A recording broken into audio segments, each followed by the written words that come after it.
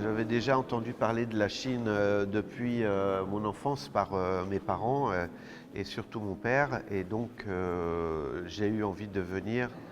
Ouais, comme je vous ai dit, c'est parce que historiquement, mon père a commencé à travailler avec son entreprise et les groupements des entreprises françaises a commencé à travailler avec la Chine en 1964. Donc, à partir de ce moment-là,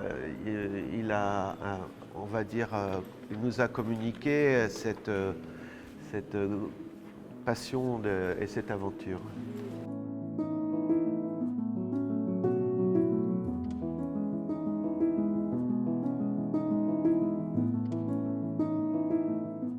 Alors c'est sûr que l'architecture, la technologie, les infrastructures ont beaucoup changé. Les vêtements aussi, la mode, le luxe, tout ça.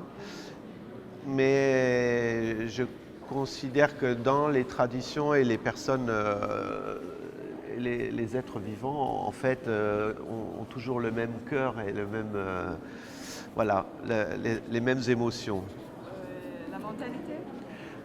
La mentalité, peut-être pas, mais en tout cas, les êtres humains ont toujours cette sensibilité et ils sont tristes ou ils sont joyeux ou ils sont en colère. Ça, ce sont des choses qui ne passent pas, qui demeurent. Voilà. Oh, je n'ai pas dire que j'ai un sujet préféré, mais j'essaye de travailler essentiellement sur l'aspect humain de mes rencontres. Et même quand je photographie un paysage, j'aime bien qu'il y ait une dimension humaine, soit dans les proportions, les échelles, parce que quand il y a l'homme,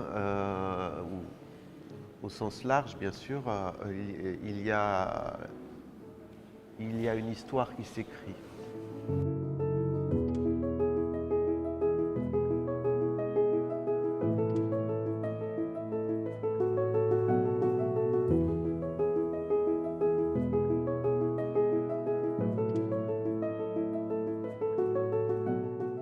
Alors, de mon point de vue, les deux pays ont beaucoup à s'apporter mutuellement parce qu'ils ont tous les deux des cultures anciennes et des traditions ancestrales. La Chine est un très très ancien pays et je pense que l'avenir, c'est de rester et d'approfondir les rapports culturels et les échanges culturels entre les deux pays.